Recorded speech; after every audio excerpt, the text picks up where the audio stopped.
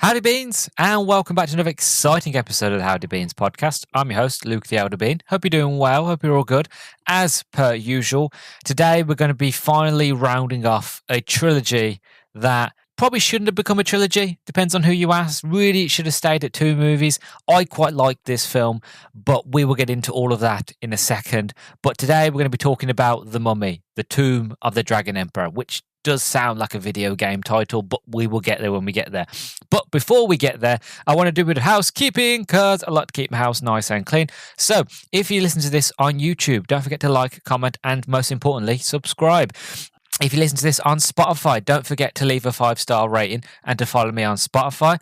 Also, if you want to check out more things from me, you can add me on TikTok and Instagram. Just type in the Howdy Beans podcast and you'll find me there for more shorter form content and reviews. So, as I said, today we're looking at The Mummy, Tomb of the Dragon Emperor. Well, to be honest, this is going to be an interesting one. Now, you're probably thinking, Luke, why are you doing this one now? Why are you doing it a bit early before, the beginning of summer? And that's a good question. Mainly because I have another big series of movies that I want to look into. And I figured how this is not like the first two movies. This is not like The Mummy or The Mummy Returns. This one's not as fondly liked or loved, even though, like I said, I do enjoy it for certain moments. It's not as big as the first two movies. So I figured I'll get this one done and out of the way, and then we can focus on a brand new series of movies, a much more beloved movie. That series of movies that had the first three were brilliant. And even though I like the fourth one, people don't like the fourth one, and people really don't like the fifth one, which I haven't seen. But trust me, you will know it when we get to it, to be honest. It is a huge series that people just love and adore, and for good reason, but we'll get there. Again, that's basically going to become the tag note of this episode. We'll get there when we get there, which unintentionally I'm doing that. Anyway, the point is, with this movie, I wanted to talk about it, not just because, again, I've looked at the other two. Everything else that I've said is, like I mentioned, it is a movie that I do enjoy. There are certain points where I was like, oh, actually, that was a bit cool. And it's just lovely to see Brendan Fraser back, to be honest. Like, obviously, I know this was kind of before he went off and he kind of went sort of a bit quiet and came away from the acting scene, and for good reason, for everything that he was going through and stuff like that. But I remember, like, 2008, being that young being, being that sort of young soul, where I was like, oh my God, I've got another Mummy movie. And it just was like so incredible. And I remember watching it at a young age and loving it and thinking it was great, and not really caring that it was in Egypt, not really caring that, that it really would have worked better if they went to Peru, or if they went somewhere where there was actually mummies and stuff like that. It never really bothered me. It was just more the fact of, oh my God, more mummy. As I've gotten older, my brain sort of turned where it's like, I still like the movie and I still think it's okay, but I feel like they should have, like I said, they should have gone to Peru. They should have gone to places where there are mummies. They should have gone to like Mexico with the Aztecs and the Mayas and stuff like that. That would have been so cool. To do that sort of thing, to have those sort of iconographies, and is also a part of the world that doesn't get enough looking into in terms of movies and TV shows and stuff like that.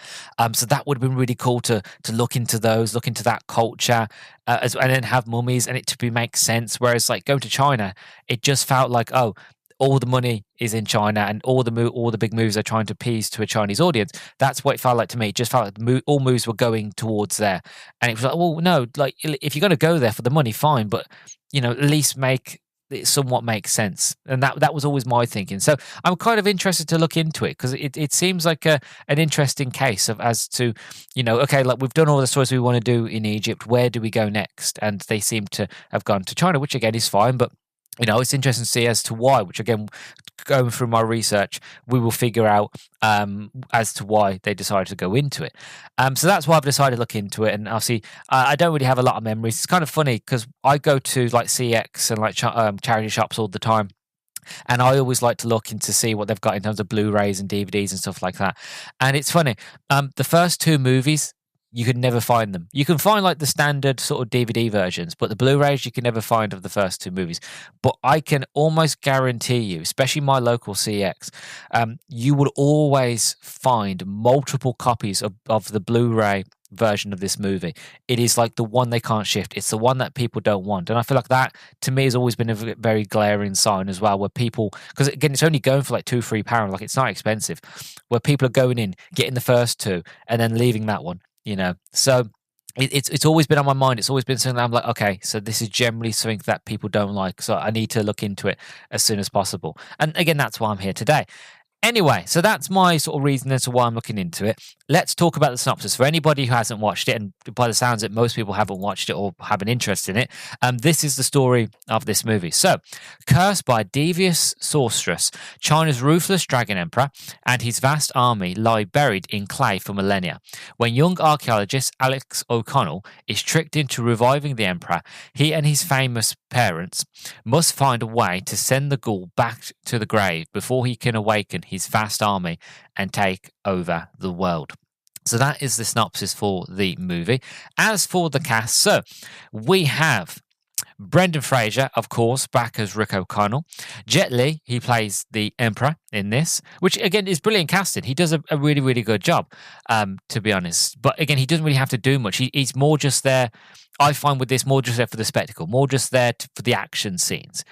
He doesn't really have many lines or anything like that. I'd say probably Imhotep probably has more lines and dialogue and stuff like that than the Emperor has in this film. But again, I do love the casting of Jet Li as the Emperor. It does work.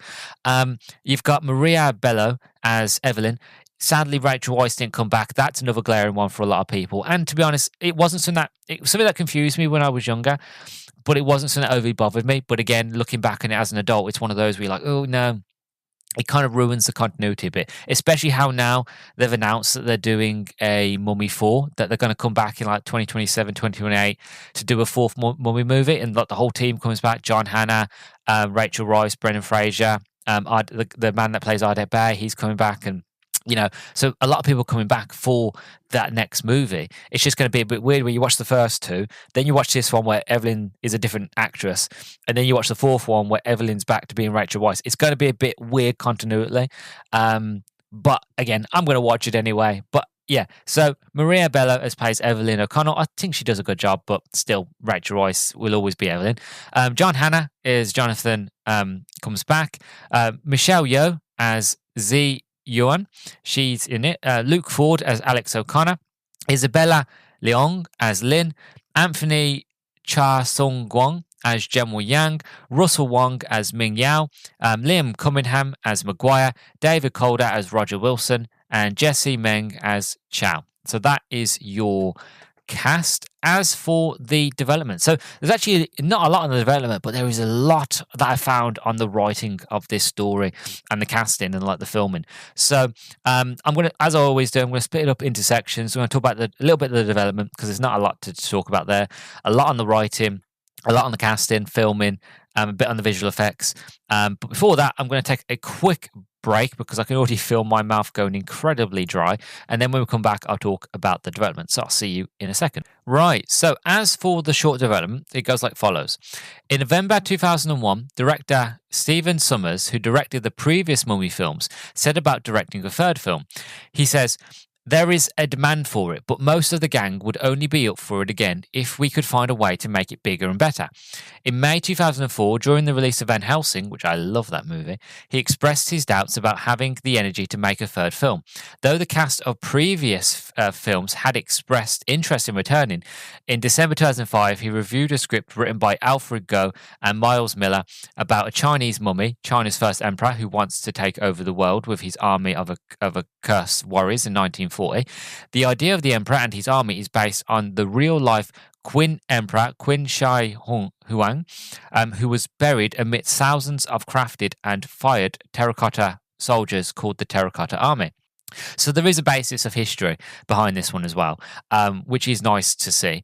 As for the writing, this one's really, really long, so please bear with me. So, an early version of Goh and Miller's script contained many callbacks to the previous films that went unused. The original prologue had Zai Yong going to Hamunaptra and making a terracotta army with the Book of the Dead, featuring the puzzle box key from the first film instead of the oracle bones. Zora uses the book's terracotta copy to curse the mummy and his army. The book would have also been used to resurrect the emperor instead of the elixir of life. Jonathan not only named his nightclub after Imhotep, but styled the barmaids with Anox on the Moon's body paint. The Bembridge scholars that every Evie frequently mentions in the first film would have returned in a minor role. The character Sir Colin Willingby, the head of society, would play a role in the Dragon Emperor's resurrection in Wilson's palace. In the second film, Mila says 3 men will receive your just rewards. The Emperor Mummy says Yang will get his reward when the Emperor conquers the larger world. During the final battle, Alex's slingshot would return to play a vital role in defeating the Emperor. At one point, the producers wanted Imhotep to be in the script, where he would have joined the protagonist in defeating the Dragon Emperor. Let me jump in right here. I like the idea of the callbacks and stuff like that, and again, having the Book of the Dead, keeping the continuity, and the puzzle box and the Bridge scholars and stuff like that. But the Book of the Dead, that works for Egyptian mythology. Now, that's not saying that in the past, there wasn't people traveling around. As we found, looking back through history, there was people that would travel many, many miles to places where we didn't think they would be, and that we found evidence of people going to different parts of the world. So, that is rightfully possible. But I feel like the Book of the Dead works with the Egyptian mythology, the Egyptian sort of setting, and taking that out of there and then doing it in China, it wouldn't have worked personally for me. And again, having the Bridge scholars is an Evie thing, but it's a very Rachel Weisz thing. And having that without Rachel, again, wouldn't have really worked for me. And also bringing Imhotep back, as I mentioned in my review of The Mummy Returns, the way his story ends, because if you watch the first 2 movies and you watch it from Imhotep's perspective, he's all just doing it out of love. He's going to conquer the world, but mostly he's doing it just to resurrect his girlfriend because he loves her that much, right? And at the end of it, when he's like, look, come save me. And she's like, no. And she runs away. And he looks at Frank. He looks at Brendan Fraser and Rachel Weisz as like, she's helping saving him. And he kind of realizes like, I've just wasted all my life on a girl that doesn't even love me, wouldn't even save me, even though I would sort of destroy the world for her, and then sacrifice himself. Even though I like the idea of bringing him back to help him, that again, it does make sense because his story ends perfectly there, but also the fact of, bringing him back to defeat the Emperor would be a bit weird. Would be the fact of, hold on a second, that's a very big heel turn, to be honest, very much like the wrestling world where we changes from like being a bad guy to a good guy. So yeah, it wouldn't have worked, but I can see what they're thinking. The early scripts, early drafts, have these sort of crazy ideas as they try to flush things out. But yeah, I don't know if it would have worked completely. Anyway, there's a lot more to get into. So, like the previous films, this early draft contained more body horror elements, including a crocodile eating Akuma's arm, and maggots, bone fragments, and fossilized guts seeping through the Emperor's mummy's wounds. After becoming immortal, the Emperor forms a new brain, eyeball, and skin grafts over his cracked body. In his mummy form, the Dragon Emperor shares a few similarities with Imhotep. They both drain people's life force to heal themselves. In doing so, the Emperor, however, also turns his victims into terracotta and shatters them. After draining one character, the Emperor mummy inherits his victims' blue eyes, like Imhotep did in one of the scenes of the first and second movie. Just as Imhotep made impressions of his face in sand and water in the first and second films, respectively, the Emperor mummy similarly forms his face in the snow during the avalanche. The mummification sequence was also more graphic, as the Emperor's heart would have become visible through his chest, pumping black blood through his veins and out of his pores. Then molten clay covers his clothes and body before being superheated and hardened by intense white light beams from within him. That would have been brilliant as well. I'm all here for the body horror and the gruesomeness. They pull back on it, sadly, but that would have been great. The script showed the Emperor as having a more ruthless personality. He sends Zora to Hamunaptra under the threat of killing her lover, Ming Yao, if she fails to return within 90 days, only to present her with his head in a box when she does. When he becomes immortal, the Emperor puts a searing finger on Okura's forehead and makes him kneel and pledge his loyalty. He kisses Zora to simultaneously spite and curse her by turning her and the other immortals in Shangri-La into terracotta statues. The curse doesn't affect Lin because she's already sacrificed her immortality before the Emperor arrives in Shangri-La. Then, as he takes Lin, the Emperor tells her she will pay for her mother's sins by sharing his bed as his queen. During the climax, That is of the movie, not of the bed scene. The emperor punishes Akura for his failures by encasing him in a great brass lantern. The script book took place in 1940 during World War II instead of afterwards. Rick and Evie are introduced to Agra, India, acting as spies for the British government, observing Akura, believing he has a secret weapon for the Japanese to win the war. Later revealed to be the Emperor. With the backdrop of the war, the script shows the tensions between the Chinese and Japanese, with one scene in Imhotep where Jonathan claims a dispute between the O'Connells, friend and Chinese resistance member Chang and Japanese Major Suki. After later had the O'Connells, later had the O'Connells reluctantly forced to stand back and watch Chang get captured by Japanese troops who collect insurrectionists and send them on trains to work camps. As Lily previously told Alex, it's revealed that despite Rick and Evie sending Alex to Yale to protect him, he left his first year without their knowledge and failed to enlist in the army before being called by Willoughby to work with him. Unlike the film, the O'Connells learned the Emperor had 5 days to become immortal after his awakening, or he'll turn to dust. Later, at a monastery in the Himalayas, ransacked by Japanese soldiers, they encounter a Tibetan monk they dub Tequila, who joins the group, leading them to the temple of Whispering Skulls and accompanying them to the Great Wall. Rather than the Emperor Mummy mortally wounding Rick, Alex would have taken the hit to save his dad. Other notable differences between the script and film include Shangri-La, depicted as a lush utopia filled with people from various eras. The Dragon Emperor showed more of his mastery over the 5 Chinese elements. He freezes and unfreezes a river to escape rapidly, shoots fireballs from his hands, makes snow arms to drag enemies underground, and makes a rain cloud with water from the spring of eternal life to raise his army. Unlike in the movie, he doesn't become a shapeshifter. Many Chinese slave workers and other prisoners the Japanese took, including Chang, ward off the Emperor's terracotta army instead of undead warriors. Instead of the one-on-one fight between Rick and the Dragon Emperor, the O'Connells tried to complete a ritual involving the 5 elements to unlock the River of Spirits. The Emperor's enemies' souls beneath the Great Wall to defeat the terracotta army and soldiers. As the Emperor tries to stop them, Rick tells the Emperor to give Imhotep his regards after delivering the killing blow. The terracotta curse upon Shangri-La ends with the Emperor's death, freeing its inhabitants, including Zora. So as you can see, they went through different iterations of the script of what they want to do, how they want to look, did they want to carry on, the sort of lore from the first 2 movies, or did it want to be a brand new thing? And I think it works better if it's a standalone. Like we did the Egyptian, we did Imhotep, we did the mummies in the first 2 movies. We can keep doing the mummies again as they do with the Dragon Emperor. But if you're going to set it in like Peru, China, Mexico, wherever, you want to set it in that sort of period. You want to set it with that lore. It wouldn't make sense if you just go back and constantly rest in Imhotep or bringing in the Book of the Dead and things like that. Like if you're constantly going back and forth, you're going to confuse the audience. Is it the same? Is it different? Is it its own thing? Is it not? And I think what makes this movie work is that it's its own thing. Is that it's its own standalone story. It's with the characters you love still, but it's its own thing. And that's what I like about this movie. And like I said, I do like a few things, and we'll get to that when we get there, as I keep saying, but when we get around to the actual review itself.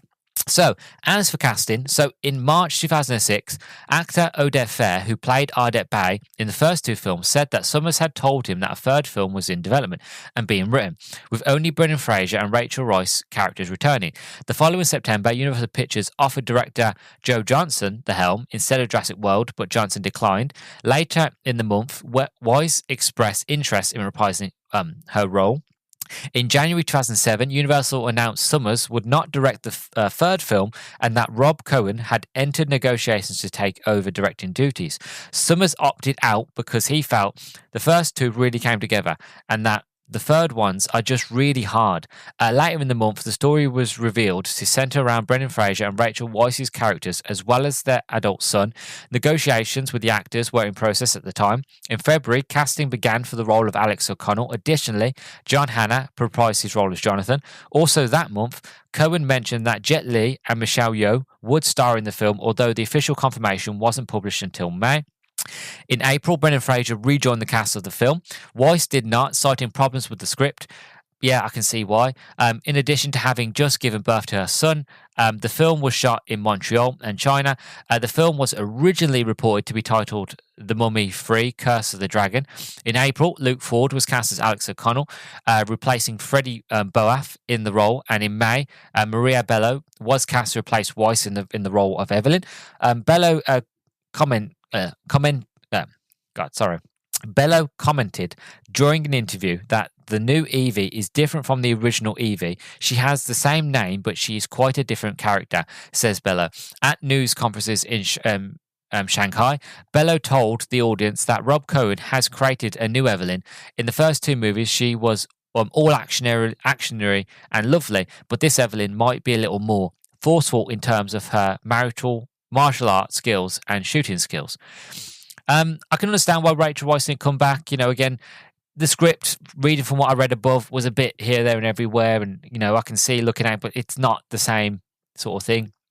But also the fact of, she's just had given birth. Really what they should have done, to be honest, they should have pushed it back. They should have pushed this movie back, carried on working on the script, and like when Rachel was ready to come back, then do it. But it seemed like they was all gung-ho. It was like, no, this is what we want to do. We want it to come out in 2008. So like, we're going to push it. But, I do get it. Like the two Evelyns are different in this one. And, as she mentions, this one, she's a lot more sort of martial arts and sort of better shooting skills, which makes sense because if you think of Evelyn as a character and that she's done stuff with the British government and stuff like that, she would have had more practice, and obviously Rick would have taught her how to fight, as it's proven in the second movie. He taught her how to fight and shoot and stuff like that. So, yeah, she probably would have been a lot more sort of capable than the first two movies. So that makes sense. Anyway, as for visual effects, so visual effects were done by two Los Angeles-based VFX houses. Rhythm and Hue Studios designed the Yetis and dragons, while Digital Domain handled the battle scenes with the Emperor's terracotta warriors.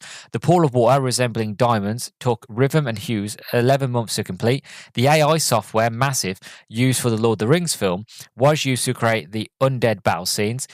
Design company Imaginary Forces created the opening title sequences and end titles.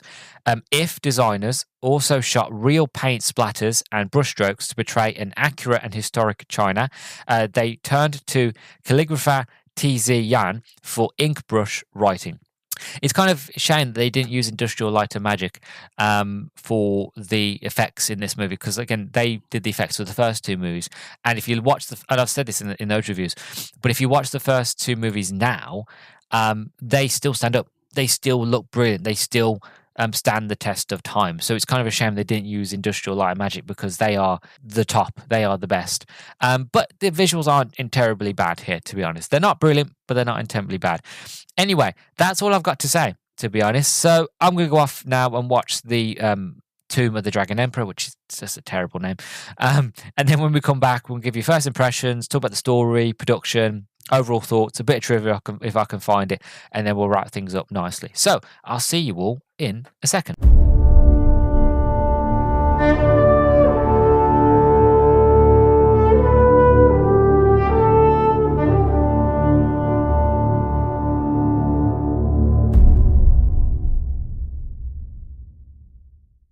And welcome back, everyone. So this review is going to start off kind of differently, because normally for any review that I do, I usually jump straight into first impressions and I kind of give you my thoughts.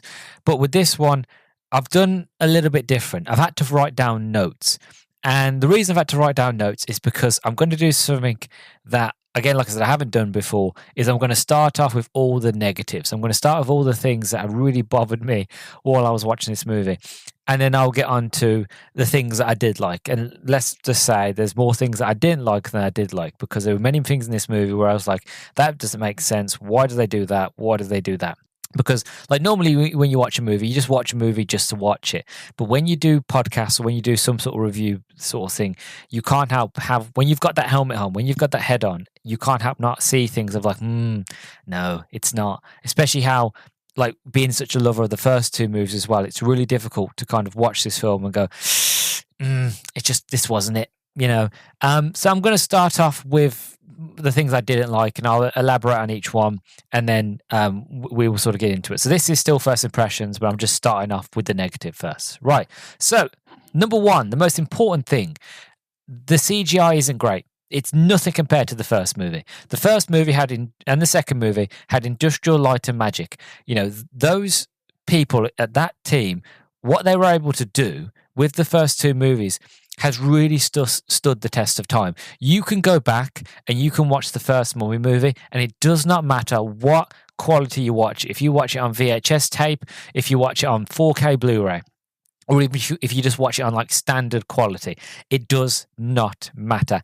That mummy will always look juicy, fresh, realistic, and terrifying, and it's the same when you watch the second movie. You see the mummy, you see Imhotep, you see, as he's turning from, being a mummy to being a human again, and he's got partly sort of transformed. Or, when you see the little pygmy running, little mummies things running around, or you see even the beetles going around, the carnivorous beetles, no matter what the scene is, apart from, again, the sort of Scorpion King. Now, we did speak about that in the review. The reason why that was so bad is because it was rushed. Like, it was a change of planet near the end, and they didn't have enough time to finalize and finish it. Admittedly, that's not good. But what makes that movie so charming is that it's not good. You know what I mean? So you don't mind so much because the movie is so good that you don't really mind. So let's put that one out of our minds. But still, everything else in those movies is brilliant, fantastic. It's like, oh my God, it looks amazing. Like, it still holds up today.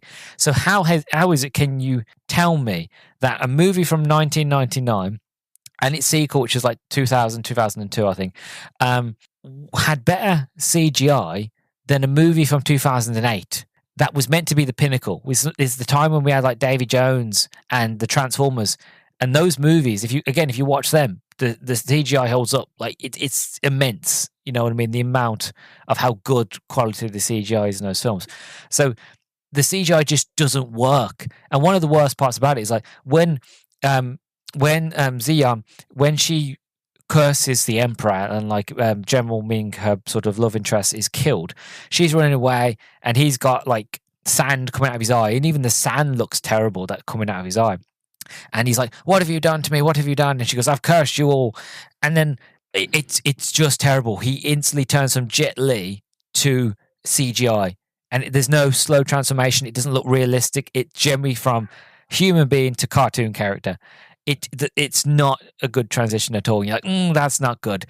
And like when he sort of transforms into that, so when he's kind of getting hardened, boiled, or whatever you want to call it, into like a terracotta sort of soldier, it doesn't work. It's not until the transformation is over you're like, oh, okay, it looks like stone now, because it probably is a stone, or some sort of stonish looking model, but it doesn't look good to CGI.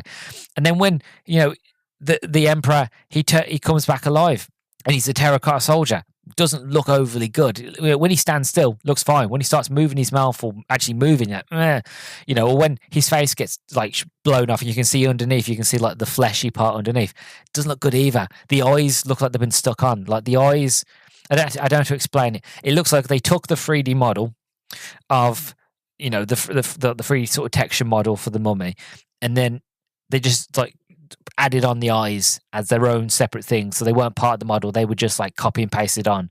It just doesn't match. And there's many moments through that, through the movie, like when he's shape shifting and stuff like that. Like when he was the dragon, cool, but you actually just don't get close. Like you don't get close enough to the dragon for long scenes to see it, and it's a lot of shaky cam, so you don't properly can focus on the detail. Which I probably did that, on they did it intentionally. It's the same when he turns into that big beast thing. You see a little bit from the front, up close shots, so you can see bits of its back, but you never see the whole thing, and you only do see the whole thing at long shots when it's running and stuff like that. And then when you've got the mummy soldiers that fight at the end of the movie, which again I do enjoy that, but again we're not here to talk about the positives at the moment. We're here to talk about the negatives. Even they don't look really good either, and you actually see General Ming as a mummy zombie, and it's like, oh no, and it's just one of them. It's a shame. It's like, it's 2008. This is meant to be Universal's golden boy. The first two movies are so widely loved and cherished. The fan base was asking for years for another movie. They finally did it, this should have been perfect. This should have been, the CGI should have been monumental. It should have been as good, if not better, than what Industrial Light and Magic was able to do, with the first two movies. And again, it gets me as to why they didn't go back to Industrial Light and Magic and look, this is the idea for the sequel. It's set in China. We want terracotta army. We want we want mummies and a guy who can shapeshift. And again, even worse, the CGI. And I'll get on. There's another part that I don't like. The Emperor, he can do the elements. All he does is fireball, which I'll get onto that bit. But even when he does fireball, so it doesn't look good. Oh, why? He's doing fire. I can't do it because I'm not trained, but I've seen it done in better movies, so it can't be hard to do like Hadouken. You know what I mean? Like a fireball or something like that. It's just, it kind of pulls you out of it. You're like, But and again, I can't help not keep thinking back. They did it back in 1999. How is it they're struggling now in 2008? How is it? This is a Universal property. The Mummy attraction, I've never been to Universal, but from everybody that's told me, the Mummy attraction is still one of the most popular rides at Universal Studios, right? And that the movie came out in 1999. I think the ride came out for the Return of the Mummy. But even so, it's still widely loved. They're still selling merchandise for the movie. It's one of the most popular rides at Universal. There's always a long line, apparently, from again what I've heard and seen on YouTube and stuff like that. So it's still widely beloved. So you think, okay, it's widely loved, everybody loves it. If we're gonna do a third movie, we're gonna make sure it's bigger, better, fantastic. And the CGI just wasn't there, and I'm like, it really hits you in the heart of like, how is it that they managed to mess up so badly? They had more time to make this than they did with the Scorpion King. At least with the Scorpion King, they had to rush it. It was a rush job, and admittedly, fair enough, it was rushed, and they had to model it off an action figure of The Rock. Okay, but they had months, years, or however long, a long time to do the CGI for this movie, and still it just wasn't there, and I just don't get it. I really don't. So that's number one. Number two, how the hell can Lynn have 2,000 years of training but be beat by Alex or anyone at that, and not just like her mother? So you find out that Lynn and her mother, who is the witch, who is the one that cursed the Emperor, you find out that they've been alive for 2,000 years or thereabouts, and they've been trained in all this time to kind of like the what's it called now? What's it called? The guys from the first two movies, where like Ardat Bay is in. Like them, they've been sworn to protect the tomb to make sure that the Dragon Emperor never rises. So they've had 2,000 years to train every day, to learn all different sort of martial arts, to learn all different fighting techniques. They should be the ultimate warrior. They shouldn't be able to be taken out by anybody, and the only person who should really put up a really solid fight against them would be the Dragon Emperor, because he is immortal, he's a god, that sort of thing. But Lynn, she's getting her ass handed to her by Alex. Granted, she knocks Alex out, but still, she's getting beat by him. She's getting beat by other Chinese sort of soldiers, like the general and his sort of second in command. Again, the mom, she's getting beat by different soldiers, and then by obviously the Emperor sort of gets her. But again, like I said, he's the only one that should really be able to. It's like, but mostly Lynn is like, how the hell is that she is getting beat as she's had 2,000 years of experience of training, that she should be able to be the master of all sort of martial arts and that sort of thing. Like, I don't know. It's a little thing, but it's one of them like, just doesn't make no sense. Number three, there's no memorable lines in this movie like last one. For example, in the first movie, hey, O'Connell, it looks to me like I have all the horses. Hey, Betty, it looks to me you're on the wrong side of the river. Things like that, quoted all the time in my house. Or, for the second movie, out of my way, I'm going to shoot you in the face. You better believe him. He's done it before. Oh, no, you must not read from the book. All these, I could go on and on and on. The point is, I quote the first two movies all the time in my family. As, I mentioned in those reviews, those films are sort of iconic with quotes and lines and credible dialogue and characters, right? In this movie, there isn't none.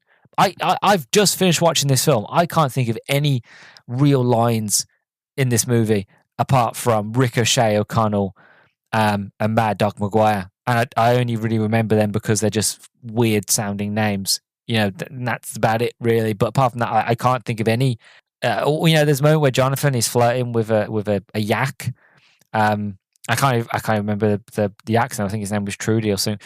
But again, it's like there's no real memorable lines. They're just scenes. You know what I mean? So that is the same as like those last two movies. I don't think they were meant to try and be memorable. They were just trying to make a good film, and the lines just happened to be quotable and good and memorable. And it's same with the second movie. Whereas this one, it's like, no, there really isn't none, and it's a shame. It really is. Number 4, it feels like it's trying too hard to be like the last few movies without any of the charm or magic. It feels like there's a lot of sort of member berries of like, remember this line, remember that. It's constantly trying to bash on the head of, remember this, remember Rick, remember Evelyn, not this Evelyn, but Evelyn the character, even though she's a different woman, but we're not going to worry about that. Remember Imhotep's and Jonathan and his obsession with jewelry and gold, and stuff like that. It just feels like it's trying too hard, and you can feel it. You can generally feel the script is trying so hard to be a member bearers of like, oh, you remember this, remember mummies, remember, you like it, you remember, you want it. You know what I mean? It's like, no, yes, I do want it, but not like this. Go away. You know what I mean? Like, stop trying to seduce me with your sort of sex perfumes. Like, be gone, demon. I want the Mummy 1 and Mummy Returns. I'm fine. Take this and leave. And that's what I mean. Like, it has none of the wit, none of the charm. It just feels like it's trying too hard to be like, oh, we're part of the Mummy franchise. I'm like, no, yes, maybe, I don't know, but no. You know what I mean? Number 5, the absolute diabolical disrespect. The disrespect Alex has for his parents, especially his dad. Now, I get it. I do, right? As you grow up, when you're younger, your parents are everything. You love your parents. You worship the ground they walk on. As you get older, you change. You mature. You get things that you like. And eventually you get rebellious. You're like, no, screw you, Dad. I'm going to do what I want to do. Things are going to change around here, sort of thing. I'm a big boy now, sort of thing. And you go off to school and you make new friends and you eventually go to maybe college and uni and whatever. I get it. There's always going to be a rebellion. And eventually you get old enough where you realize, my parents aren't that bad. I love them and they mean the world to me and all that jazz. Now, that's a normal person. Alex, when he was very young, put on the gauntlet of the Scorpion King, was kidnapped, saw a literal, Egyptian god. Well, not a real god, but you know what I mean? Like, he had godlike powers. Was traversed along, the desert on this big grand adventure. As he was doing it, the bracelet was slowly killing him.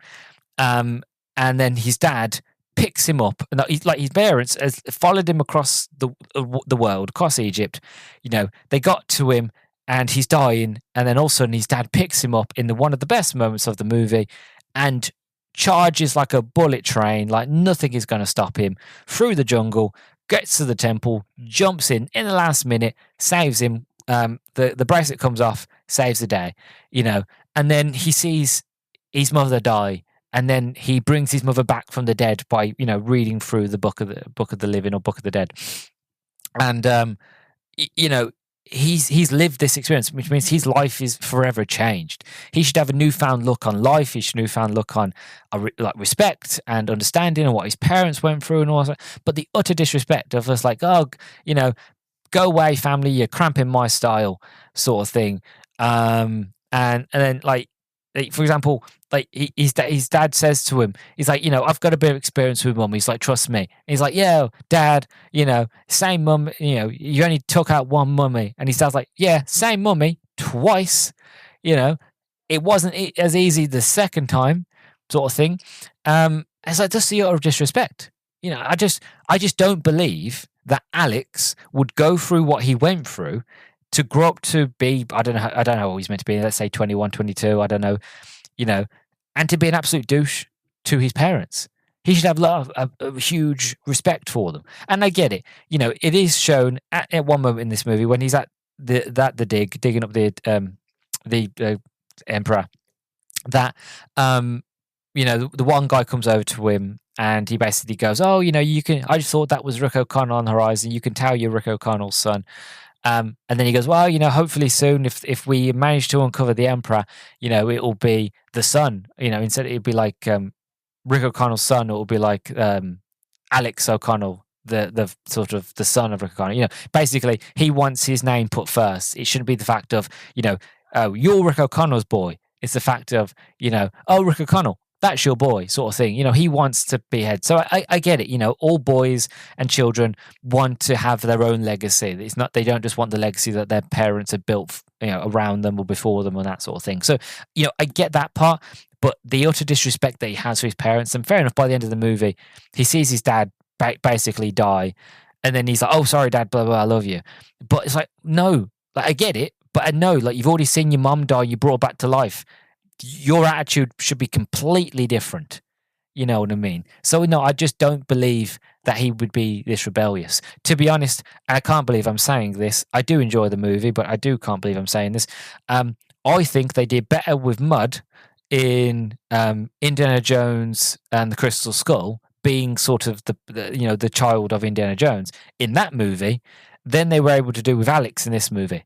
I can't believe I'm saying that, but it does feel like that. The characters feel like the same sort of character, whereas I just prefer the version of this version of this character in sort of Indiana Jones 4 than this version of his character in this movie.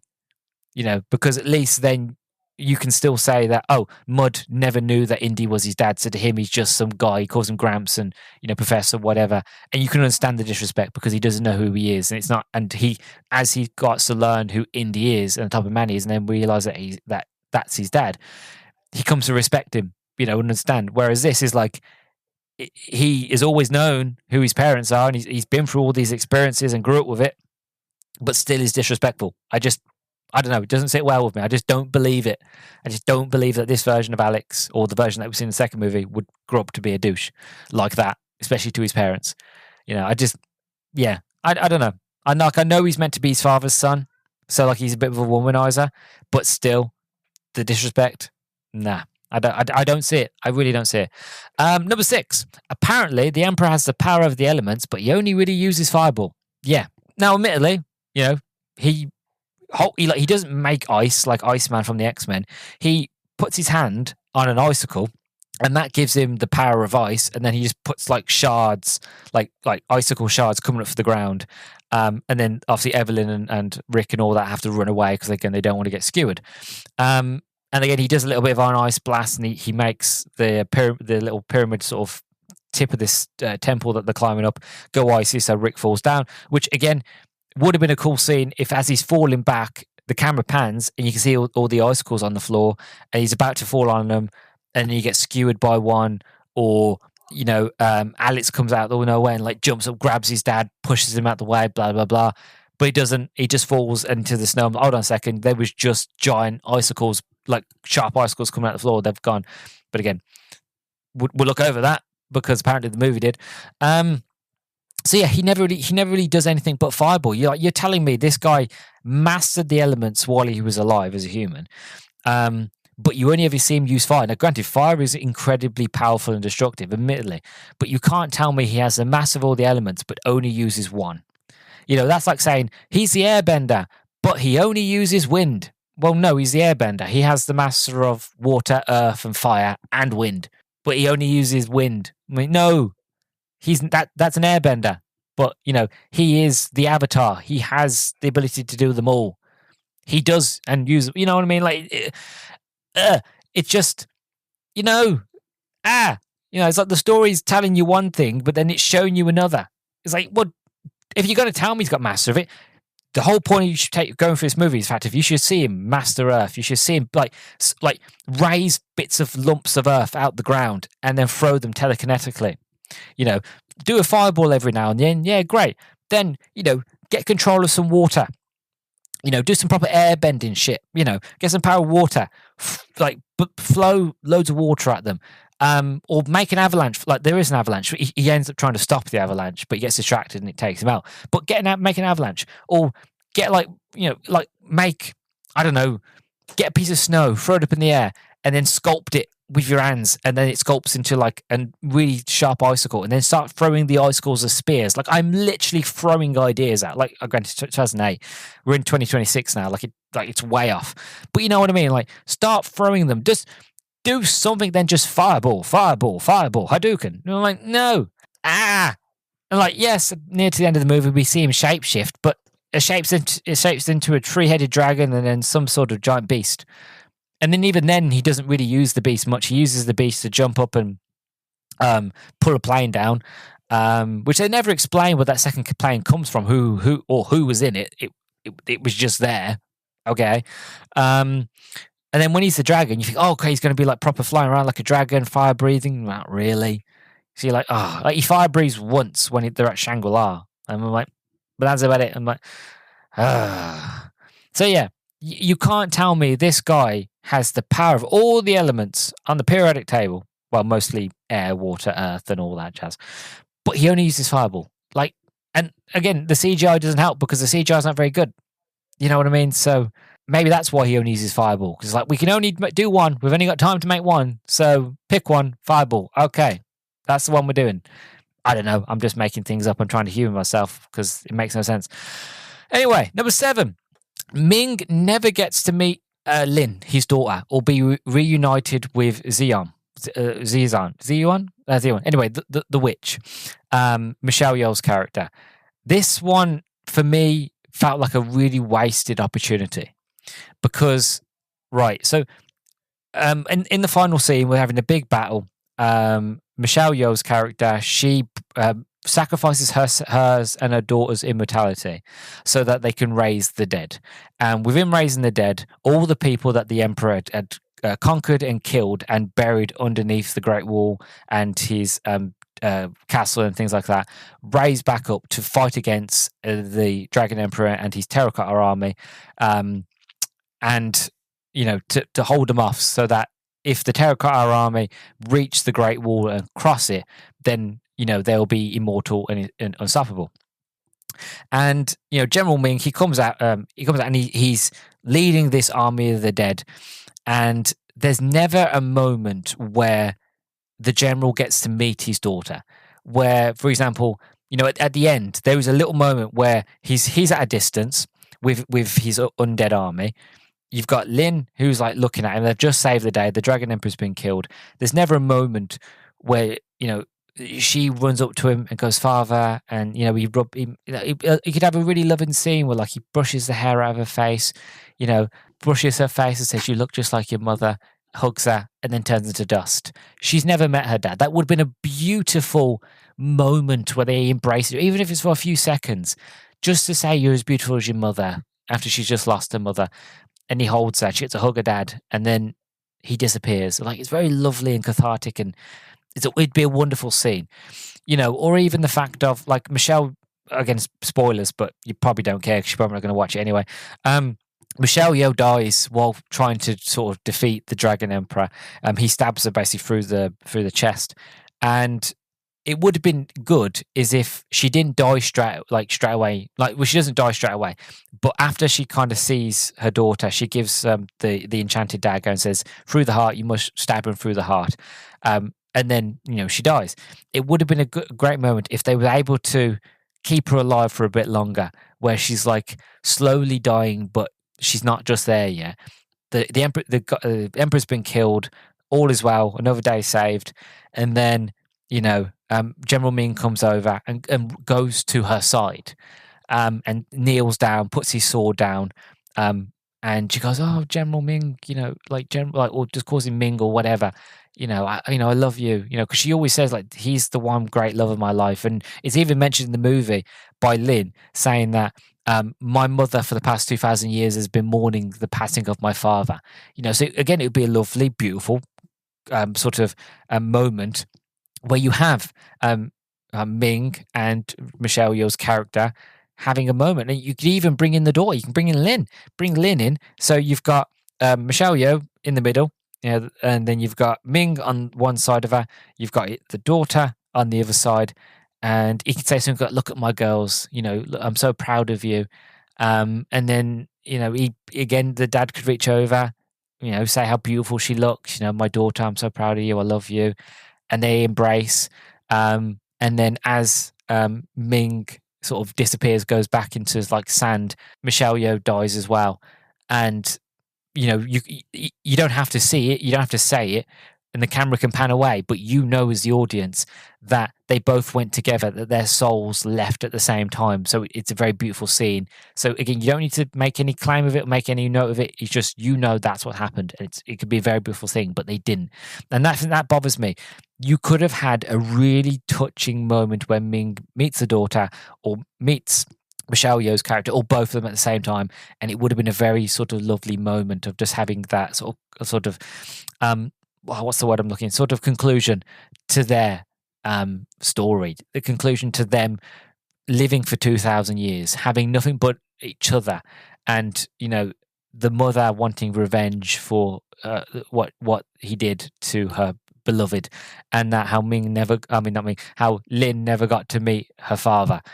And to finally get that reconciliation between them all would have been lovely, but they didn't do it. It was like, okay, Emperor's dead, all is well. Cut. Next thing you know, we're in, I think Shanghai, and Jonathan, he's like, look, I'm leaving. I'm not interested. I'm going to Peru. There's no mummies there, which there are mummies in Peru, which even comes up on the screen. Later, they found mummies in Peru.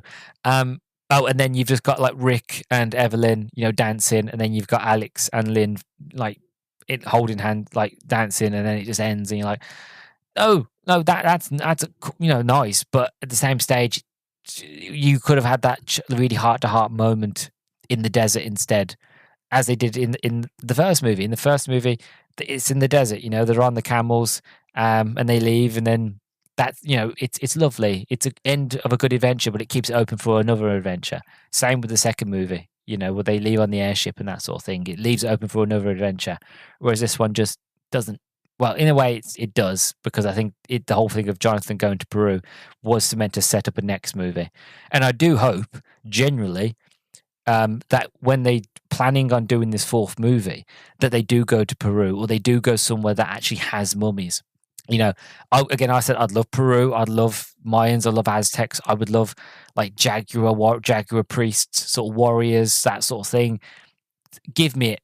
This whole thing of Teotihuacan, and the underworld, and the way the Mayans and the Aztecs believed in sort of sacrifice and stuff like that, and like blood sacrifices, and all like the whole lore and historic there is just untapped. Same with the Peruvians and the Nazca lines and things like that. Like, there's a lot that can be done. It's just the fact of, fingers crossed, they do it. And I don't know who they could get to sort of. I think Antonio Banderas was possibly. I've heard that he was potentially planned for a fourth movie of being the villain in that one. I don't know if that's true or not, but that's something I heard. But again, don't know who they would get. But yeah, I just hope the next one is in Peru.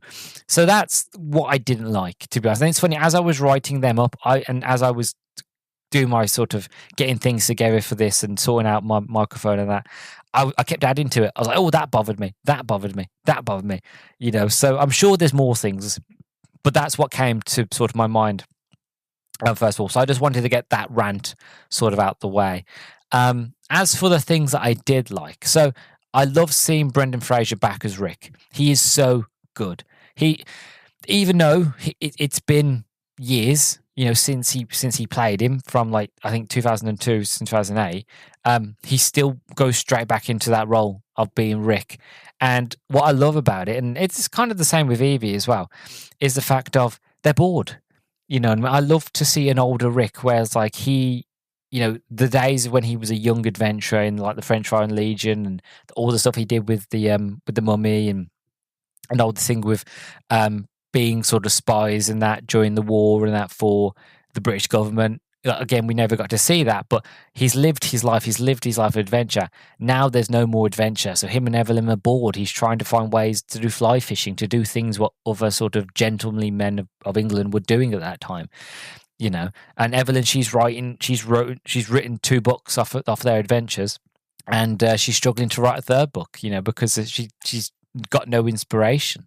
So they're hankering for another adventure. And so when this is thrown into their lap, they take it with open arms. And I do admire that. I like that. I like that continuation because, yeah, it makes sense. It's like they can't keep going on adventures because, the mummy's gone and obviously the war's over. So what more is there to do? So I like that they're bored. I like that they're looking for something to do. I really like and appreciate that. I love the ancient magic / knowledge of how the emperor can learn the elements, and that there's a book, to make someone immortal. And the reason I like it is because it really connects to the overall ancient world of the last two movies. Because in this movie, there's a book, there's a tome, there's a name for it, but I can't remember, that they find, or the witch goes out looking for with General Ming, which is where they sort of kind of get to know each other better and they fall in love. And basically, in these pages is the sort of ancient knowledge, of the previous world sort of thing. And inside it, it can give you immortality, can make you powerful, and he can learn the elements and stuff like that. And we know from sort of the Book of the Light, Book of the Dead, Book of the Living, and the Hamdai, and all the other stuff from the Egyptian mythology and from the ancient world. The reason I love that is the fact of, and we're going to talk about the real world for a bit here. We're not going to talk about the movies. We're going to talk about the real world. The Library of Alexandria, it still pains me to this day, and it still upsets me to know that the Library of Alexandria burnt down, because there's a lot of human knowledge inside the Library of Alexandria. And they do say that when the library burnt down, the human race was set back thousands of years in terms of knowledge, in terms of what we knew, in terms of the things that we could do. More than likely there was possibly, all the answers and the reasons as to how the pyramids were built and why, the true meaning behind them, ancient remedies and potential magic, science, or whatever you want to call it, technology. Who knows what was lost? But again, that's that thing of like the ancient world. There are things in the world today and places that we just can't explain of how it was done or why. You know what I mean? We call it legend and folklore, but what if it was true? And it's the thing with this world is the fact of, we know from the first two movies that you can bring somebody back from the dead, and the whole spirit world, and even Evie said that she went to heaven, and we do know that there is a version of hell sort of thing. And who's to say that the Egyptians didn't learn from the Chinese about the mystic arts and the magic and that sort of thing, or maybe vice versa, or maybe it's just ancient knowledge that we once knew, but we lost it. Well, we wrote it down and we hid it away, or like Hymenoptera was buried under the sand because what was buried there, shouldn't be allowed to be woken up and ever rediscovered, i.e., Imhotep. So I love that. I love how it ties in.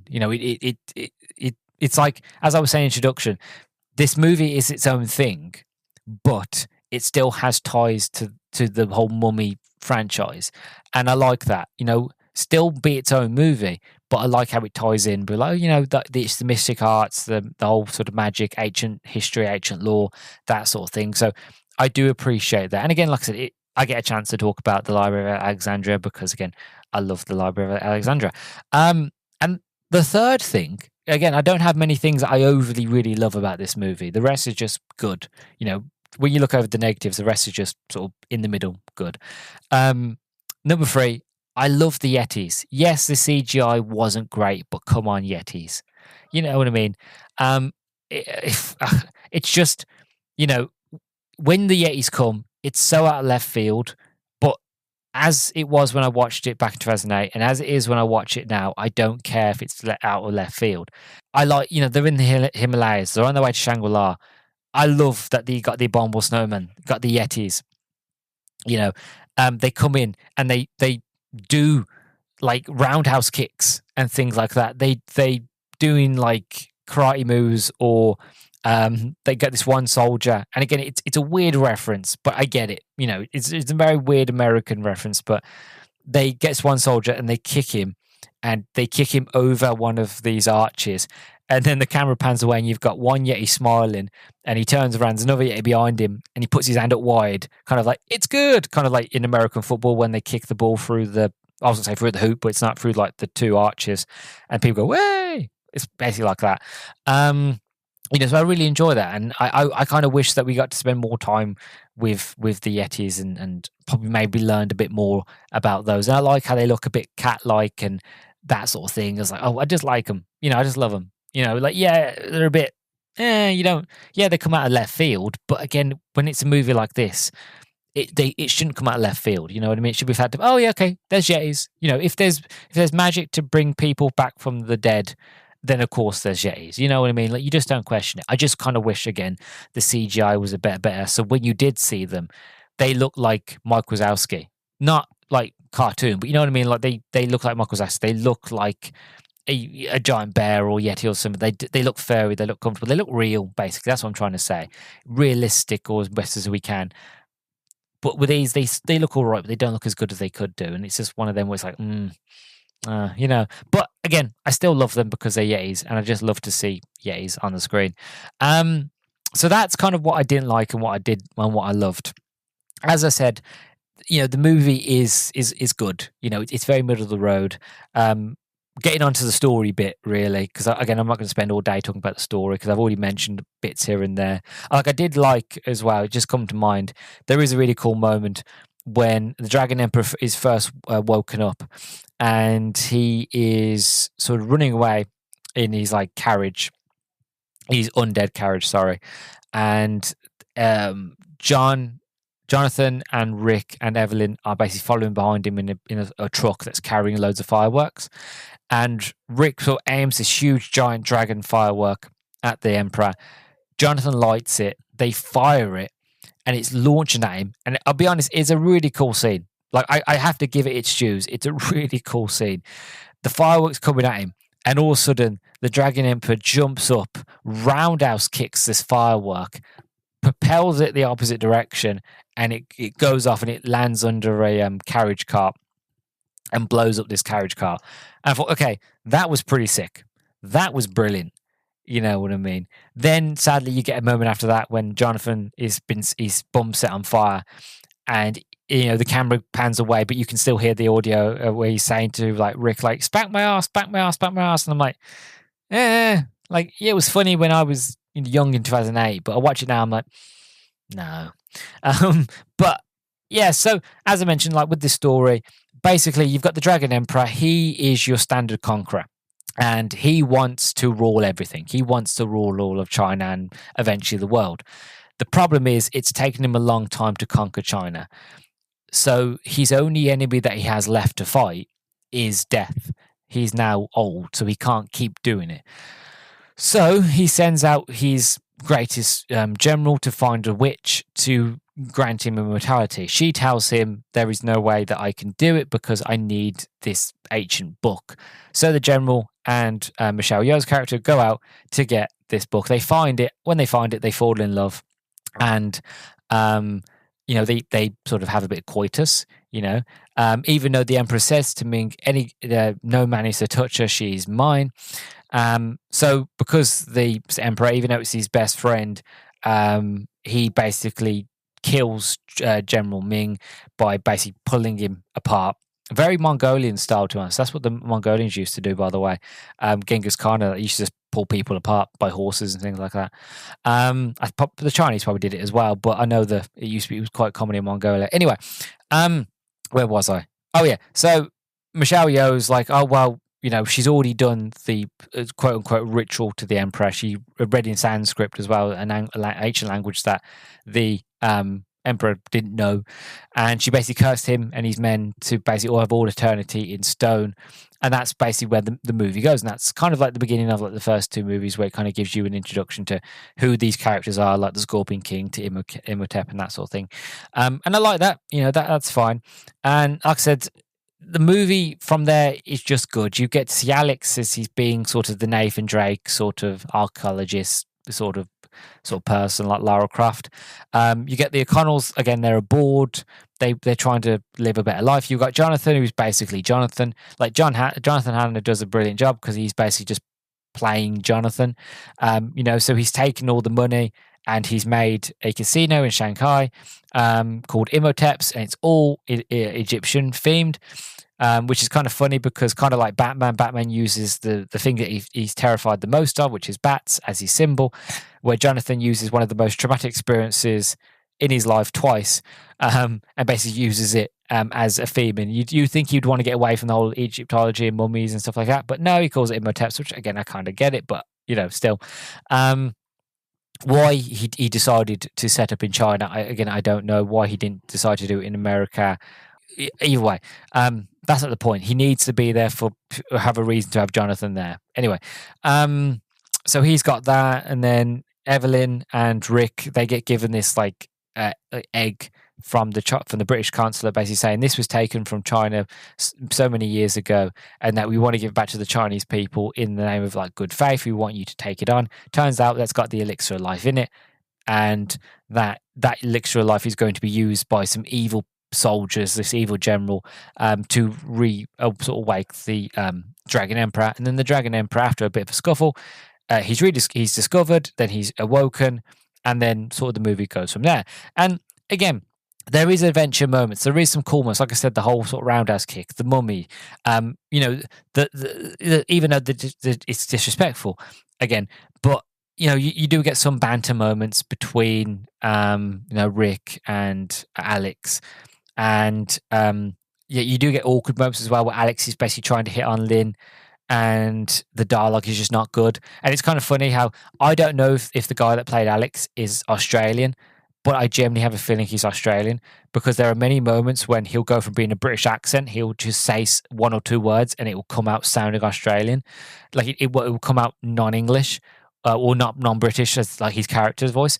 So I don't know if he's not British or not, but it just doesn't come out. Like there are some moments where I'm like, you should have redone that. That should have been a second take, because your accent came in, your real accent. I'm actually going to have to look now. Luke Ford plays him. I'm going to have to look because it's really going to bother me. Rick Ford. Like I was actually thinking, I just don't think I've actually seen him in anything. Or if I have, I just don't remember him. Oh, he's Canadian. Oh, well, either way. So his sort of accent came in where he's like, that's not a British accent.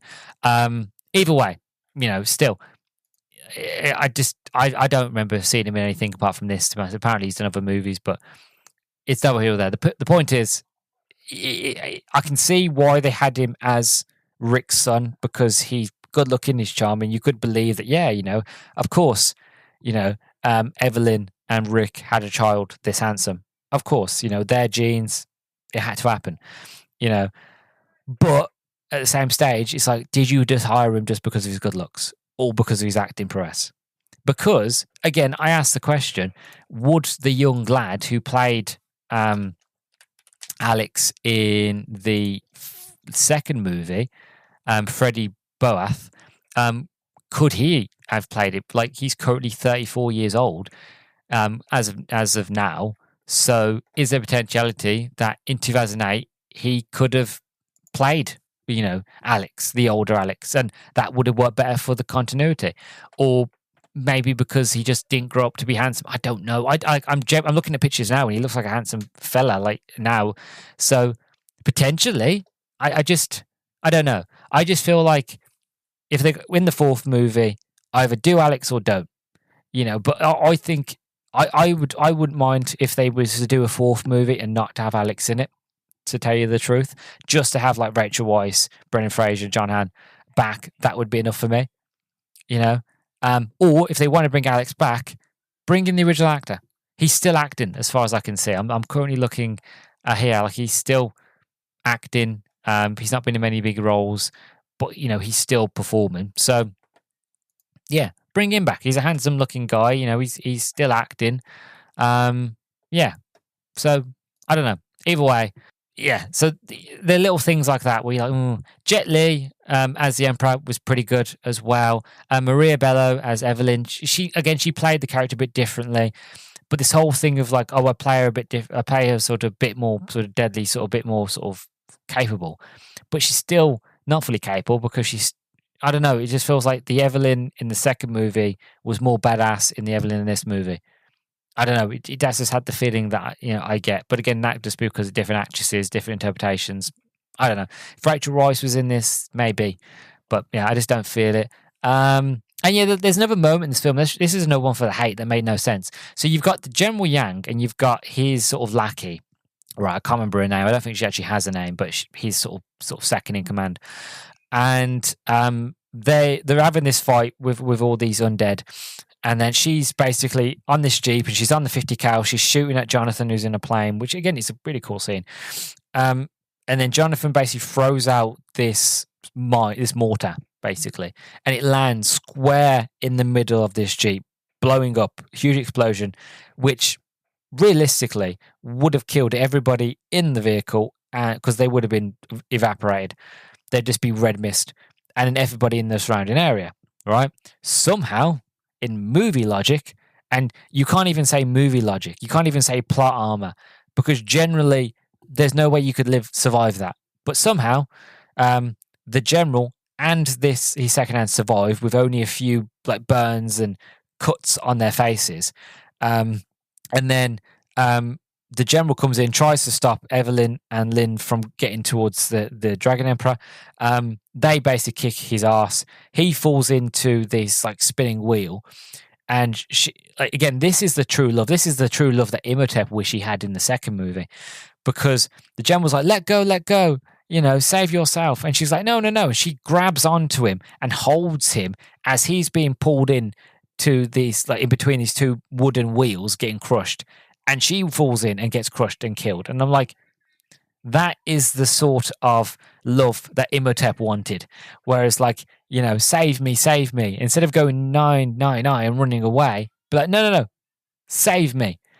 And she doesn't, So only Imhotep wished he had that sort of romance. But again, it's that thing of like, what was the point? What was the point? Faking killing them off in what should have obviously killed them, but then bringing them back just to have them both die anyway. It's a bit, I don't know, it's just a bit stupid. Like, why try to kill them twice? And then, because now I'm sitting there thinking they probably didn't die because they're indestructible. They're immortal. They're probably just like pancakes somewhere. They didn't get crushed. I don't know. It makes no sense. I do love, though. Here's another thing I want to add. I do love the whole fight at the end. It is quite cool where you have this whole thing of like, in the last two movies, you've got Rick and Evie and Jonathan, then we go against mummies, and it's always I hate mummies, I'm fed up of fighting mummies, and to fight with mummies, and they've got the good mummies, it just shows that not all undead are evil, with the good mummies. And then you've got and I love that where you've got General Ming and you've got dead soldiers and you've got like dead slaves and things like that, and just people who were conquered and killed by the emperor building his sort of grand temple and sort of the Great Wall of China. That and it's kind of funny actually if you think about it. The Great Wall of China was built to keep the Mongol Empire out. So even the supposed greatest emperor still built the wall to keep the Mongols out because he couldn't defeat the Mongols. Because if he was so great, he would have killed Genghis Khan and the Mongol army, but he didn't. He still built the wall. Just saying, he can't be that good, can he? Genghis Khan, much respect. You know what I mean? Like he was a threat, okay. But again, we're not doing history. I'm just going off here. But I do like the undead fight, and that's really, really cool. And I love how like the Emperor throws arrows over. They all get sort of skewered, and they all get up laughing. It's like, look, we're dead. What's arrows gonna do? They run off, and then you have those little funny moments where you have like one guy is laughing. He's got like a spade in his hand. He turns around too quickly and knocks the head off one of his like undead buddies. So he quickly drops the spade on the floor, picks up the guy's head, tries to put it back on. Little comedy moments. Again, I love and appreciate those little humorous moments, because the first two movies had it. The first two movies had the sort of comedy moments in it as well. But yeah, so yeah, I don't know. I would talk about the production and that, but it's one of them. I do like the costume that Rick has at the end of the movie. To be honest, he does look. He looks like Rick. Like he fully reminds me of like, yeah, that's Rick O'Connor, 100%. I love it.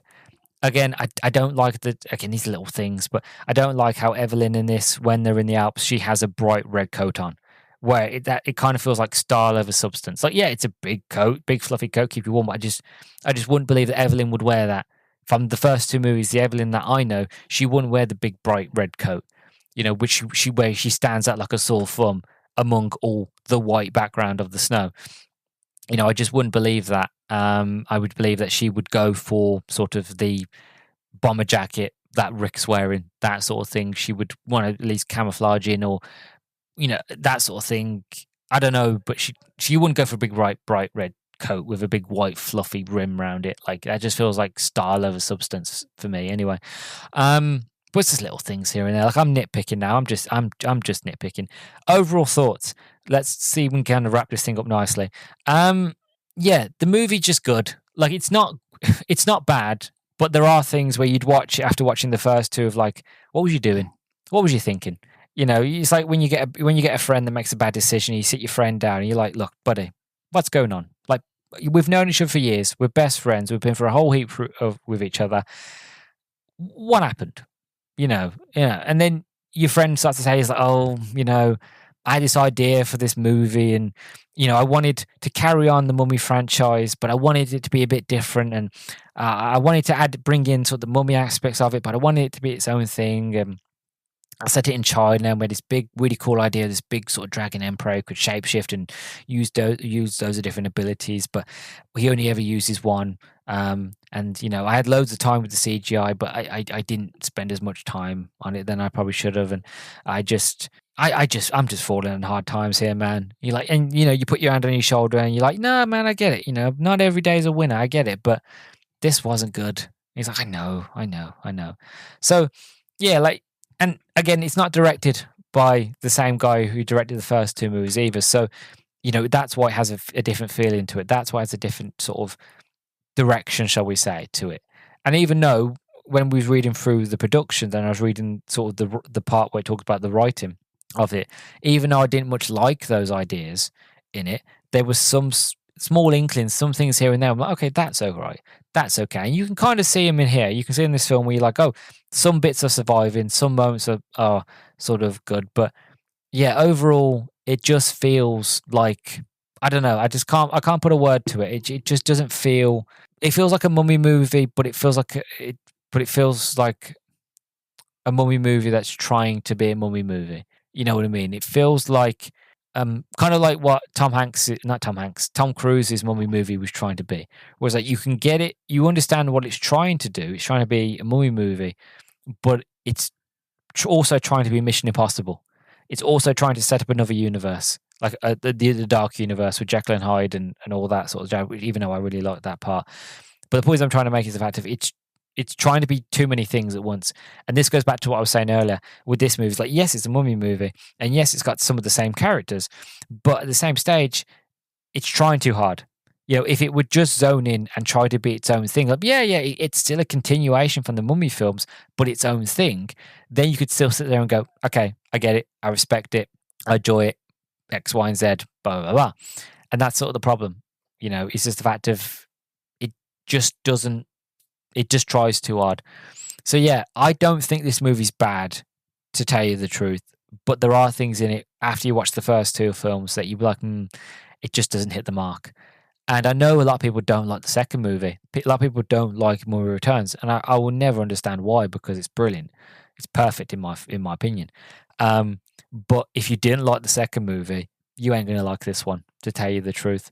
I would still say give it a go if you haven't seen it, because all movies are worth watching, even the bad ones. And I love a bad movie, I do. Because even in sort of the darkest of times, you can find the brightest of moments. And even like I said with this one, there's not many of things that I loved in it, but I still managed to find some things that I go, oh yeah, it was all right. And if it was on TV again, I wouldn't pay 100% of my attention, but I wouldn't mind it on as background noise while I was reading a book or something like that.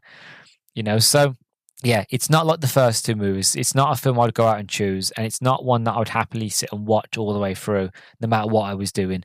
Those will always be the first two movies, especially the first Mummy movie.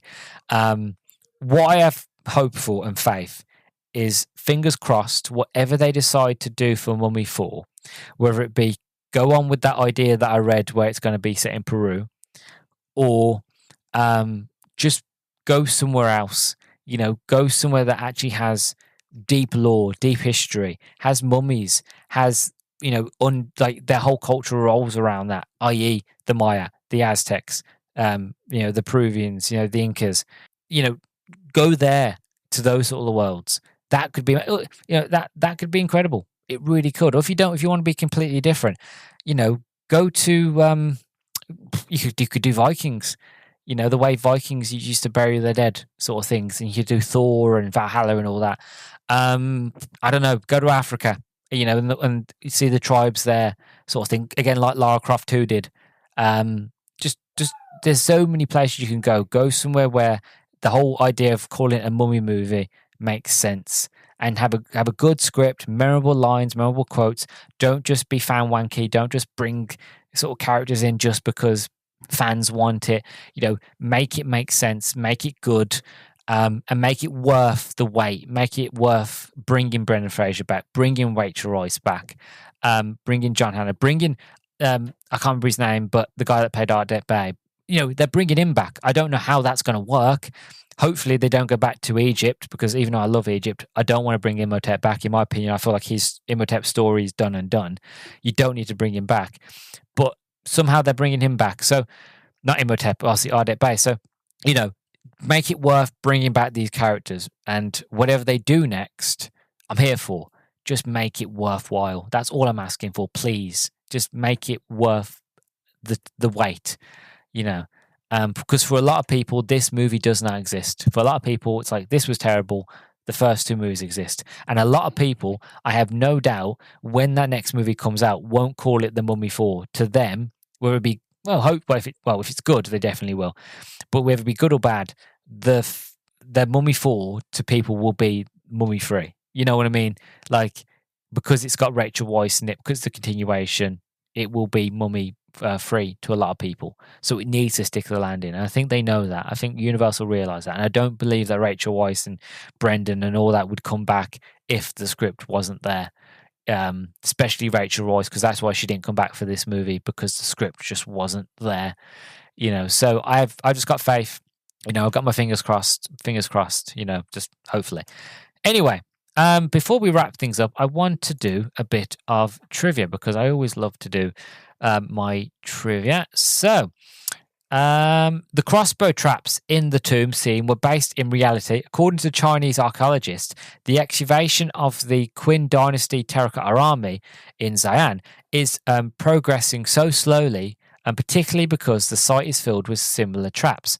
To be honest, I was actually going to make a comment about this movie, but I decided not to, because it wasn't overly a big thing, because I realized it was just a set piece. But I was going to make the comment of, like, I don't believe that after 2,000 plus years that those springs for or those strings on those crossbows would still be deadly. That they would still be, if made out of leather or whatever, that eventually all that time would still be last, or maybe they'd be strong enough to get one sort of pull off, but a second, I just don't believe it. Or at least the wood would not be brittle enough, where as soon as that force of that spring propelled it, that it didn't just sort of like turn to dust. You know what I mean? But reading that and seeing that those crossbow trips are somewhat based in reality, potentially, and that's that. If the Terracotta Army thing, they haven't finished like excavating that. I think they said they've only done a small percentage, that there's still a lot more, and that there's parts that are surrounded by mercury, which again, mercury is incredibly deadly. I think that's right anyway. But either way, it's kind of interesting to see that it's actually based somewhat partly in similar sort of reality. So, I like that. Since Jet Li was only available for a part of the shoot, it was decided that the Emperor would be either a rotting mummy or encased in terracotta in most of these scenes. In that way, Li could play the Emperor in the flesh, and the remainder of his role would be done by CGI character. That makes sense. At the same stage, though, why would you have an actor play a character if they could only be available for certain parts of the shoot? You know what I mean? If you was to get an actor on, you but look, we need you from this to this. We don't want you part of the time. We don't want you half the time. Again, I don't know how the business works, but you would make sense of like, okay, we want you from this day to this day, and we need you this for this long. It should be the fact of, okay, no problem. Like, it's in the contract. Not, oh, we can only have him for certain parts of the shoot, so we'll just CGI him. It's just, I don't know. It seems just a bit mishandled. But either way, the filmmakers originally considered bringing back Arnold Vosloo as Imhotep, except this time he's a last resort ally who helps the heroes defeat the Dragon Emperor. Vosloo hated the script and didn't want to make a mummy movie without Stephen Summers, so he declined, to return. Odette Fair was also asked to reprise his role as Ardef Bey.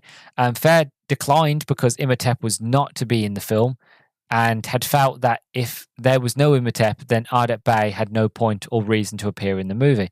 That's got me worried, because I knew about the Arnold Vosloo part, but the Odette Fair, he makes a good point. He's like, look, there's no point bringing back Ardef Bey if there is no Imhotep. It's like, my story is over because my mission, which was, to make sure that Imhotep never rises again, has been fulfilled. He's dead. So that's got me worried, the fact of, if he's coming back for the fourth movie, what is the script? And does the script have Imhotep? Because if it does, I'm worried. Because again, I love Imhotep, but like I said, his story ends perfectly with the last movie. Well, the second movie. He doesn't need to come back. He doesn't. He really, really doesn't. Rachel Weisz did not appear in this third installment of the Mummy films, and instead her character Evie was played by Maribella. There were different accounts as to why this happened. According to director Rob Cohen, it was because Weisz refused to portray someone with a 21-year-old son. Weisz simply did not like the script enough to sign on. Rumours circulate that Weisz chose not to be separated from her toddler son at the time, but she has since made it clear that this had no impact on her decision whatsoever, and pointed to two other films that she starred in that very year. So yeah, there's a couple of reasons, but again, it's the script. I think it's mostly, from what I've found and what I've read, it's mostly just down to the script, which I get it. The script wasn't there. In the closing scene, a screen text reveals that mummies were soon thereafter discovered in Peru. A possible stinger for a sequel. Peru is home to the ancient Inca civilization, which also mummified their important members. There was indeed going to be a third sequel titled The Mummy 4, Rise of the Aztecs, but since Aztecs are native to Mexico, it probably would not have been set in Peru. Brendan Fraser and the cast of the third film had signed up for the sequel, and Antonio Banderas, see, I was right, would have played the main antagonist. However, the film was cancelled in favour of a reboot of The Mummy in 2017, which was meant to be the first chapter in the Dark Universe, interconnected movies featuring the classic movie monsters such as The Mummy, Dracula, Jekyll and Hyde, The Wolfman, The Creature from the Black Lagoon, and Frankenstein. However, due to the critical and commercial failure of The Mummy 2017, all other proposed movies were eventually scrapped. Obviously, we won't talk about the Dark Universe bit here, because again, that could be a completely different video and episode. But I knew I was right about the whole Antonio Banderas thing. I had read that somewhere, that he was going to be the big bad. He was going to be like a jaguar priest, that sort of thing. But they are right. You can't call it the Rise of the Aztecs if it's set in Peru. It should be the Rise of the Incas, or the Rise of Cusco, even though I'm taking the name Cusco from Emperor's New Groove. But you'd see what I mean, because that is set in the Incan Empire. So it wouldn't have made sense, the name, but they could have easily changed the name. But still, set it in Peru, Aztecs, Mayan, Mexico, that's part of the world. There's a lot of lore and history there that can be done. Yeah, I don't know. I'm just spitballing here, but it's a good idea. And I get it why the fourth movie wasn't made, because this one probably wasn't well received. And, they decided to reboot it, even though the reboot wasn't terrible. I don't overly think it's bad. There are parts that I liked. It's just, it became, instead of the Mummy movie, it just became the Tom Cruise film. And that was it, really. It's like the Mummy got, the whole Mummy thing got sidelined, and it was just Tom Cruise's movie. He's basically making Mission Impossible, but with a sort of dark fantasy twist. That's how I perceived it anyway. But yeah, that is your trivia. I've just realised I've been talking for an hour and 29 minutes, so I do apologise. But if you've been listening to me sort of speak negatively and rant for this long, again, I highly sort of appreciate it. I don't like to be negative. I don't like to be mean to things, even things that I overly just didn't like. I try to find the good in everything, but sometimes you've just got to be honest, and you've just got to look. There are things I didn't like, and this is what I didn't like. So I do appreciate if you stuck around and listened to my thoughts. But now it's your turn. What did you think? Let me know in the comment section down below. You can let me know either down below on YouTube or down below on Spotify. What's your favorite Mummy movie? What's your favorite quote? What's your favorite line? All these things, let me know.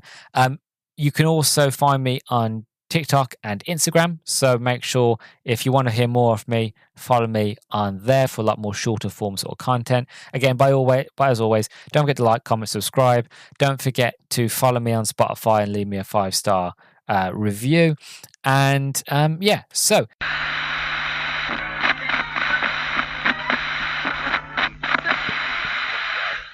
So hopefully I'm coming in loud and clear from the very near future. I'd basically finished the recording, wrapped it up really nicely, did a really nice ending, and then I look at my phone and I get a notification from Sean from Review It Yourself, because I told him before I started recording that I was going to start sort of doing a review for this movie, and he was like, "Oh, you've got to let me do a mini review, please." So I was like, "Tell you what, you send me a voice recording, right, and I will play it on the review." This is that voice recording. Now, one thing I will say, I haven't listened to it yet, which could be a good thing or a bad thing, because I don't know if he loves it, if he hates it, if he's going to be swearing or not. So just be prepared for whatever happens. But I'm sure, because it's Sean, it's going to be funny, hilarious, and great. And we're going to see. So I'm going to play it now, and I'm going to put my phone up to the mic. And this is Sean's review of this movie, of The Mummy, of The Tomb of the Dragon Emperor. Okay, here we go. Hold on. Hold on. Let me start from the beginning, because it didn't start all the way. Right. This is Sean's review. About Mummy. Hello everyone, Sean here from Review It Yourself. What can I say about Mummy, Tomb of the Dragon Emperor? Well, it's just big dumb fun. I think it suffers terribly from the absence of Rachel Weisz. It's one of those ones, if you think about it too much, it kind of falls to pieces. I think the biggest issue I've got is the fact that the actor playing his son, which is not the actor from the second one, looks about 2 years younger than Brendan Fraser. That's really out there. I did like what they did with the Mummy itself, having different creatures. I just thought it was what you should do on a third film, go bigger on things. But, let's be honest, it doesn't, when you compare it to The Mummy and The Mummy Returns, films that I absolutely love and think are perfection. Yes, even the Scorpion King CGI, I know. Hold on. It hasn't finished. It just cut out. It's nowhere near. Like, it really is nowhere near. And yeah, let's see with this fourth Mummy film, or technically third Mummy film, because I think they're retconning this. Yeah, let's see how that comes out. I live in hope. I live in massive hope, because Hollywood is cranking out banger after banger at the minute. Not. Although Project Hail Mary was really good, so they come up with one every now and again. Anyway, thanks Luke for letting me gate crash your podcast. I really appreciate it. Keep listening to Howdy Beans podcast, everybody. And that's the full thing. I didn't tell him to say that last bit, by the way. Sean, your check will be in the mail. Anyway, I agree with him. I do. I do feel, now we mentioned it, the whole thing with the actor who played Alex does look younger than Brendan Fraser. Like, he doesn't look as old as he should be. He looks older than he technically should be for how long is actually the time has been since the end of the second movie, and how old he was there to this one. He looks older than he should be. I think he's meant to be 21, but he looks older than 21. Like, I'm 28, and that guy looks older than me. Granted, I look young for my age, but even so, like, he looks older. Like, it just doesn't work. Yeah, I agree. I do like. I do agree with him that you did have to do more with the third movie. But where I somewhat sort of differ is the fact of, even though they did more of it, they didn't do enough, in my opinion. where there was so much more they could have done, or there's so many, again, not just being like fireball, just be like, look, show me more. But again, I'm not going to get into it again because we've already done it, and this review is currently an hour and 34 minutes. But thank you, Sean, for giving your feedback. Again, if anybody else has any thoughts and feelings on this movie, or any sort of movie that I do in the future when I announce it and you want to get featured, just let me know. Send a voice note of your thoughts and feelings and I will play it on the podcast. So yeah, thank you very much for Sean. Thank you very much for everybody who is listening. Don't forget to, give me a follow and all that jazz. And I'll see you all in the next one. Bye bye.